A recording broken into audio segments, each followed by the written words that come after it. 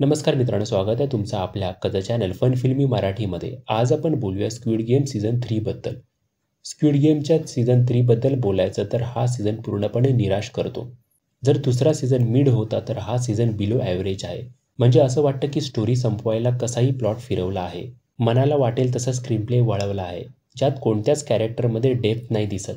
खरं तर squid game पहिल्या सीझन नंतर थांबवला पाहिजे होता आणि हे 2 सीझन ओढून ताडून बनवले आहेत असं वाटतं.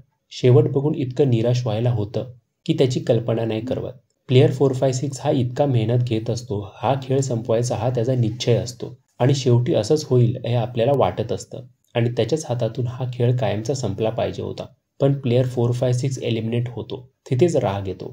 मग ह्या 2 सीझनचा अर्थच नव्हता असं वाटायला लागतं. आणि त्या कॅप्टनचा काय रोल होता? इतकी टीम तयार करून काउंटर अटॅक करायला तो बेटाचा शोध घेत असतो आणि बेटावर जाऊन तो परत येतो. त्याच्या हाती काहीच लागत नाही. मग त्याच्या शोध मोहिमेला काय अर्थ होता हेच कळत नाही. शेवटी जरी तो क्लायंट्स लोकांना मारतोय असं जरी दाखवलं असतं तरी बरं वाटलं असतं.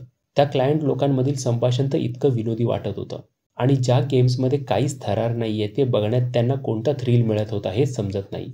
तर हा सीझन पूर्णपणे निराश करतो. तर तिसरा सीझन तुम्ही नाही बघितला तरी चालेल, तुमचे 6 तास वाचतील.